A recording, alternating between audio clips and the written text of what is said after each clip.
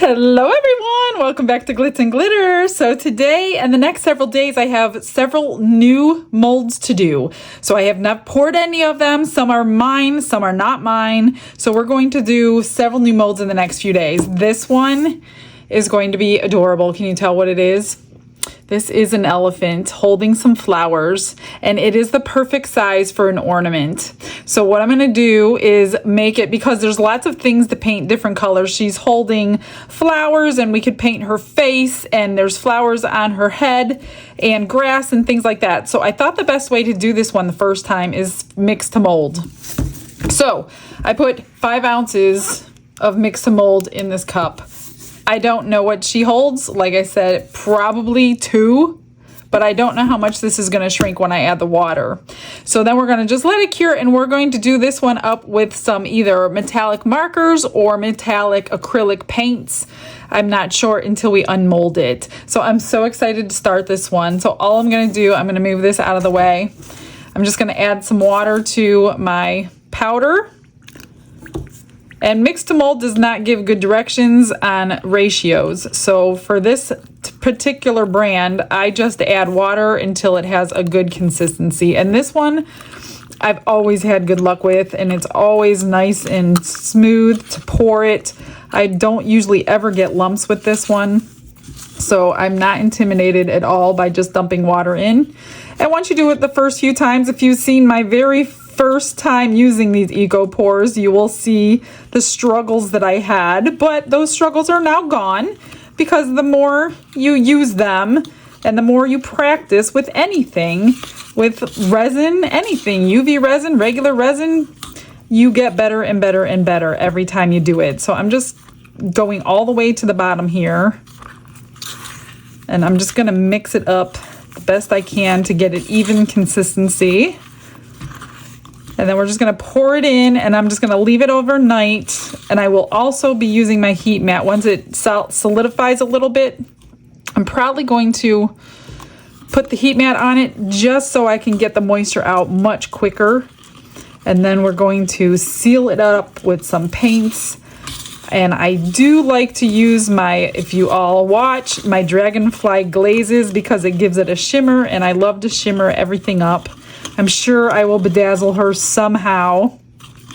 And I think the way to make this a ornament is to put one of those little eye hook, little tiny screw eyelets in the top of her head, and then hang a ribbon from that. So we will try that as well. I've never used those. I have plenty of them, but I haven't used them on anything. So this is going to be that day. And then I have a few other ornaments that I have made. They are actually curing right now. The silicone is, so I do have to wait at least 24 hours. So I think tomorrow I will do a mold that is not mine. So make sure you come and check that one out. So I'm just going to pour this right into her. And this is a shiny mold. So if you use resin, it will come out gorgeous. I'm just going to tap this. Oh my gosh, I'm going to have a lot of extra, which I don't mind, because I like this stuff in other things. I just want to get it down in all those little bits. And then we will let it cure. I will find something for the extras. I do like to put like washi tapes on these extras, and then dragonfly glaze and things like that. So I do not mind the extras at all. I don't think you have to pour it to the top if you don't want to, but I'm going to. And yeah, I didn't even check it before, but I have 2 ounces left. Let me find something to put it in. I'm not quite ready for the extras, but you will see what I did on the demold.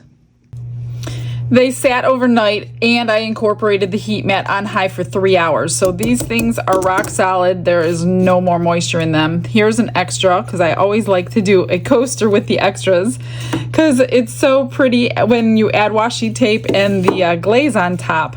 And then I also pulled out my shark tooth mold that I have not done in forever. And there's that. Look at that. There's no bubbles in any of these things. Nice and smooth. Now this edge does need to be sanded, but that is really easy with this product. Okay, so I'm going to pull this out, and we're going to see what we have to work with here. Look at that cutie. No bubbles anywhere. I don't even think I need to trim. Maybe that one spot, barely. And then we're going to screw the hole right there for the hanger once it's finished. What do you think about that cute little elephant? So let me pick some colors and see how I'm going to do this. I might try markers first and then try the acrylic paints. I'm not sure. So let me get everything ready and we will begin. To sand down the edges, you can take a knife or like a nail file, and it goes down so easy and smoothly. So if you over pour anything, or if you have a mold like this that creates an edge, then you just quickly sand it down. And I pulled out my markers to try first. I'm not quite sure what I'm going to do with this one. If you have no idea about shark teeth, like I live in Florida and you find shark teeth at the beach, but they're black because they're fossils. If you find a white shark tooth, you better be nervous and start looking around, because that means it's fresh from the shark and you don't really find white ones. So I've never heard of anybody finding a white one. All my friends who do that for fun have thousands of black teeth, which is what I molded this one from, actually. And here I'll show you, you can use a knife just to get it a little bit closer. You can hear that it's completely solid. There's no moisture in here. Some of you might not like that noise. If it sounds like a chalkboard, might want to mute me for a minute. My nail file has been used like crazy. Let me grab the more coarse one. Just be careful, you don't want to crack it or anything, but this stuff is usually really solid.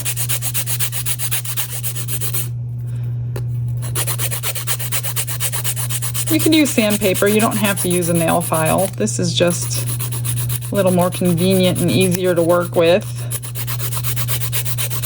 I do sell this mold in my eBay store if you want shark's teeth. I sell multiple different sizes of them. This is just one of many, and I even sell one mold that has 6 different sizes in one mold. So if you're into that kind of thing, you can even make pendants out of the small ones that I have. And that's it, that's done. So let me wipe this all down and grab my markers and let's see how they look on this mix to mold. I just grabbed a green one, something small, before I go crazy. And I'm just gonna do like, let's do the grass with this color. I have one other green, it's a little darker. So let's just, out of the way. Oh yeah, it'll work. So if you don't want to grip paints out, it looks like this will work.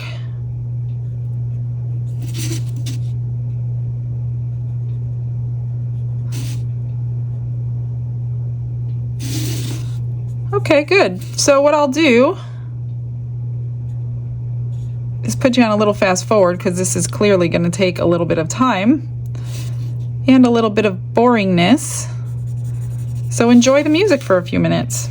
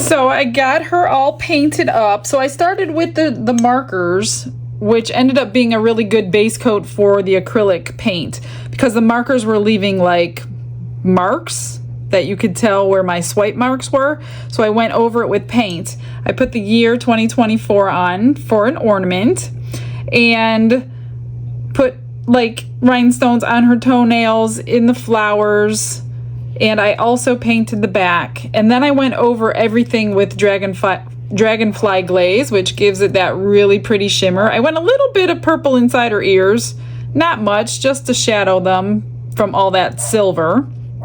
And then for the shark tooth, I painted it purple and put a line of rhinestones on here. So what I think I'm gonna do, I thought I had those screw-in type ringlets, I don't know what you call them offhand, but I don't know where they're at. So what I did, I pulled out some flat back bails, and this will hold on really tightly too. I'm just gonna glue these to the backs and then tie a ribbon on them when they're dry. And then you can hang them both from the tree. They will both be ornaments. I'm just gonna leave that upside down to dry and do the same thing for this one. And then for the coaster, I just painted it front and back with dragonfly glaze, no color underneath it. I pulled out a piece of washi tape that I'm gonna put on. And for that one, I'm just gonna top coat it with some UV resin to seal that washi tape in. And there's that one. Again, flip it upside down while it's drying. And here is the coaster, which is going to be beautiful. See the shimmer shine? And then this is the tape that I found. Now, what I'm gonna do is just trace these edges with a pen. My Sharpie stopped working. Maybe it'll give me just a little... Nope, it's not gonna work. Let me grab a pen. This one should work, I hope. I'm just gonna trace that edge so it'll go from edge to edge.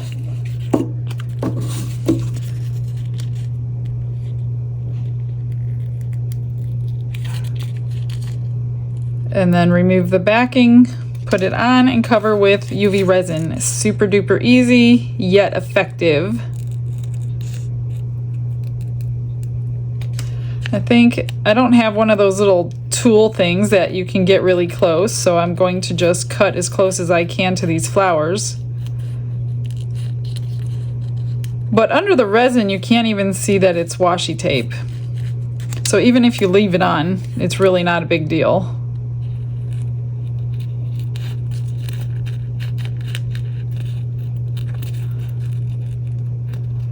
And you probably need a piece of tape to help get it.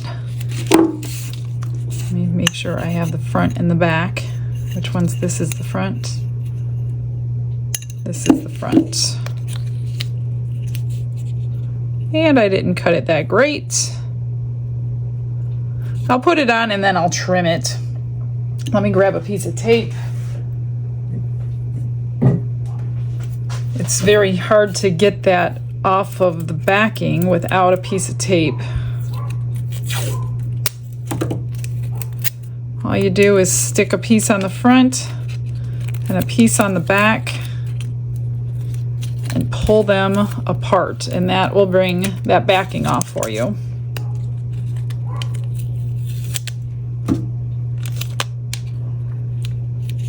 I'm going to try to get one side in place so I don't have to trim both sides.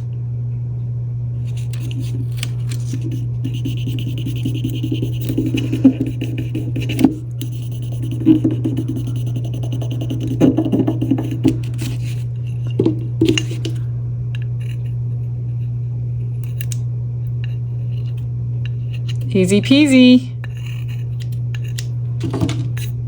I'm going to just top coat this. Let me move these out of the way without doing anything to them. Grab my UV light.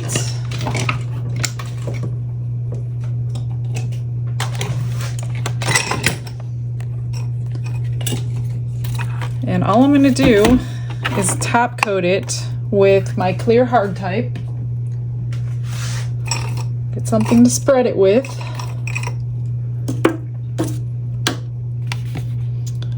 You could do this with epoxy. You don't have to use UV. I'm just doing it for sake of time. You could even add sparkle to it, which I'm not going to do either, because this is quite a lot of UV resin to use for a coaster. But I didn't feel like waiting overnight to have it cure. Let me grab something to spread it with. Just make sure you pop all your bubbles before you turn the light on. I need to scoot it in, it's a little heavy. So the dragonfly glaze will seal that resin, or I should say mix to mold, not really resin. And so will this UV resin, will do that too. You could use all kinds of things to seal it in. You don't have to use either one of these. You can use beeswax if you want to, or any other sealers, spray sealers, or the sealer that they sell with it. They do have their own type of sealer. I need a little bit more.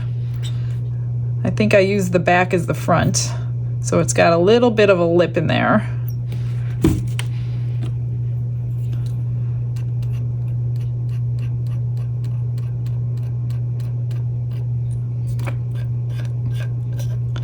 Just gonna move it back to this edge and cure it.